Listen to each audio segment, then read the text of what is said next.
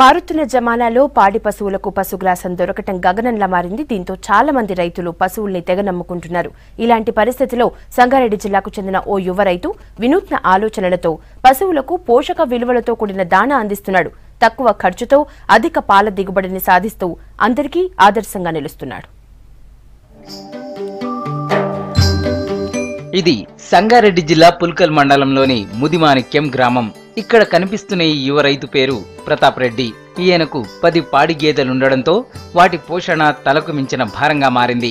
గతంలో జిల్లాలో ఏర్పడిన వరుస కరువుతో పశుగ్రాసం దొరకడమే కష్టంగా మారింది. దీంతో వాటిని పెంచడానికి నానా తిప్పలు పడ్డాడు. ఎలాగైనా ఈ కష్టాలకు చెక్ పెట్టాలని అనుకున్నదే తడువుగా శాస్త్రవేత్తలను కలిసి హైడ్రోఫోనిక్ విధానం గురించి తెలుసుకొని ఫాలో అయ్యాడు.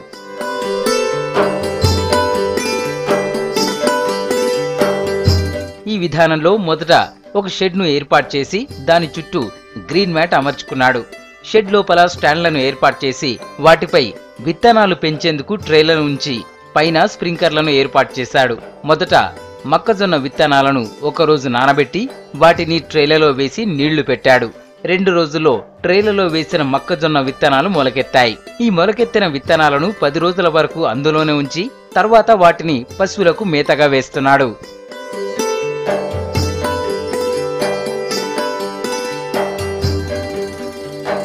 ఒక్కో ట్రేలో 10 రోజుల పాటు ఉన్న విత్తనాలు సుమారు 15 కిలోల వరకు బరువు తూగుతాయంటున్నాడు ప్రతాప్ రెడ్డి. ప్రతిరోజు ఒక్కో గేదెకు ఒక్కో ట్రే సరిపోతుందని చెప్తున్నాడు. రోజు ఎండుగడ్డితో పాటు ఉదయం సాయంత్రం ఈ దానాను వేస్తున్నానని, దీంతో పాల దిగుబడి బాగా పెరిగిందని అంటున్నాడు. పాలలో పోషక విలువలు కూడా అధికంగా ఉన్నాయని సంతోషం వ్యక్తం చేస్తున్నాడు. మక్కతో పాటు ఇతర చిరుధాన్యాలను కూడా ఈ పద్ధతిలో పెంచవచ్చంటున్నాడు. ఈ సిస్టమ్ నేను ఈ షెడ్ వేయడానికి నాకు ఏంటంటే 80,000 ఖర్చు వచ్చింది. ఇది నేను 10 గేదెలకు సరిపోని వేసుకున్నా. ఇందులో ఏం లేదు, మామూలుగా మనం నార్మల్ మోటార్ ఫిట్ చేసుకున్న నార్మల్ వాటరే. ఒక మొక్క పెరగడానికి ఏంటంటే మనం ఇంచుమించు ట్రైల్ వేసి నుండి ఒక 8 రోజుల నుండి 8 రోజుల 100% మనకు 12 నుండి 14 సెంటీమీటర్లు పెరుగుతుంది. ఆ సెంటీమీటర్ అది పెరిగిన తీసుకొని మామూలు ట్రేలలో ఈ విధంగా తీసేసుకొని ఈ విధంగా ట్రేలు తీసేసి కొల్ల వేసుకొని మనం గంపలాలు వేసుకొని వాటికి వేసేసినాం అనుకో సరిపోతుంది. ఒక మోపు పచ్చిమేత వేసినంతే ఇది ఒక ట్రే వేసినా సేమ్ ఈక్వల్ పోషకాలు విలువ అన్నీ సరిపోతాయి. ఈ మామూలు మేత అది ఎక్కువ తక్కువ అవుతుంది, వేయడం వల్ల కరెక్ట్ పాలు వస్తున్నాయి. మళ్ళీ రోజు ఇచ్చేదానికన్నా మనం ఇంచుమించు ½ లీటరు ఈజీగా పెరిగిపోతున్నాయి. మళ్ళీ ఇందులో ప్యాలలో ఫ్యాట్ కూడా పెరిగిపోతుంది, మన వెన్న శాతం కూడా మంచిగా ఉంటున్నది. మళ్ళీ ఇది బల కూడా ఏ విధంగా రోగాలు రావు, మనకి ఇంచుమించు తొందరగా ఏదైనాకు వస్తాయి. ఒక 5 గేదెలు ఉన్న వాళ్ళకి సింపుల్గా మనకు 30 నుండి 40 వేల సింపుల్గా సిస్టమ్ అయిపోతుంది. మామూలుగా మనం మక్కేయాలంటే మనకు ఇంచుమించు 90 రోజులు 100 రోజులు పడుతుంది. ఆ 100 రోజుల మేతను మనము ఇందులో మనకు 10 రోజులలో వచ్చేస్తుంది. ప్రతాప్ రెడ్డి ప్రయత్నాన్ని మెచ్చుకుంటున్నారు గ్రామస్తులు. తక్కువ ఖర్చుతో ఎక్కువ దిగుబడిని సాధిస్తున్నాడని చెప్తున్నారు. చిన్న స్థలంలో తక్కువ నీటితో వీటిని పెంచుతున్నాడని, తాము కూడా ఈ పద్ధతిని పాటిస్తున్నామని తెలిపారు. ఒక బోరుంటే చాలు, నీటి సమస్య పెద్దగా ఉండదని, మోటార్కు టైమర్ అమర్చి ఉదయం సాయంత్రం నీటి సరఫరా చేస్తే చాలంటున్నారు.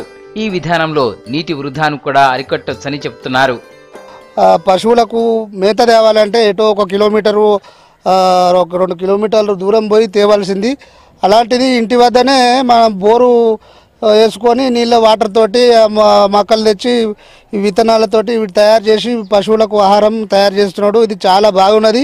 అప్పుడు ఎండుగడ్డి వేసి అది వేసినప్పుడు పాలు తక్కువ ఇచ్చేటివి బలరు ఇప్పుడు కొంచెం ఇంకా మెరుగ్గా ఇస్తున్నాయి, ఎక్కువ శాతం పాలు ఇవ్వడము.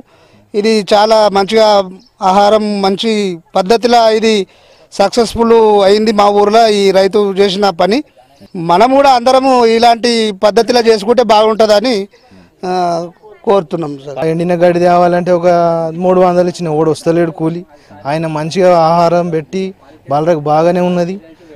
ఆ బాలలు కూడా మంచిగా పాలు ఇస్తున్నాయి. ఇది ఆహారం పెట్టి నుంచి మంచిగా మెరుగనిస్తున్నాయి పాలు.